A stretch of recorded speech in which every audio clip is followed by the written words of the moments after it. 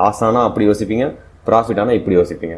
But that's not a case. Okay, இப்போ ஒரு கம்பெனியில் ஒரு எம்ப்ளாயை வேலைக்கு எடுக்கிறீங்க, ட்ரைனிங்லாம் முடிச்சிட்டாங்க, பட் அவன் ஒழுங்காகவே வேலை பார்க்க மாட்டான், ரொம்ப ஸ்லோவாக ஒர்க் பண்ணுறான், எல்லா ஒர்க்குமே ரொம்ப ஸ்லோவாக தான் பண்ணுறான்.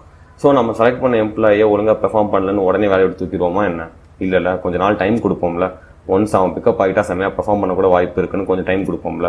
அதே மாதிரி நம்ம அனலைஸ் பண்ணி எடுத்த ஸ்டாக்குக்கும் சம் அமௌண்ட் ஆஃப் டைம் கொடுக்கணும். அப்போ தான் அதோட ஒரிஜினல் பொட்டன்ஷியல் நமக்கு தெரியும். பிகாஸ் நம்ம ஒரு எம்ப்ளாயை எப்படி வேலைக்கு எடுப்போமோ அதே மாதிரி தான் ஒரு ஸ்டாக்கையும் அனலைஸ் பண்ணி ட்ரேட் எடுத்திருப்போம். கரெக்டாக சும்மா ஏனோ தானே நம்ம எடுக்கவே இல்லை. ஸோ கொஞ்சம் டைம் கொடுக்கணும் அந்த ஸ்டாக் பெர்ஃபார்ம் பண்ணுற வரைக்கும்.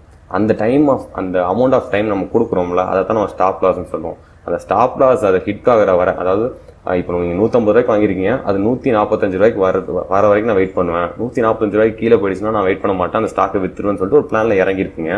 அந்த 145 ரூபாவை ஹிட் பண்ணுற வரைக்கும் இருக்க டைம் தான் அதுக்கு நம்ம கொடுக்குற டைம்.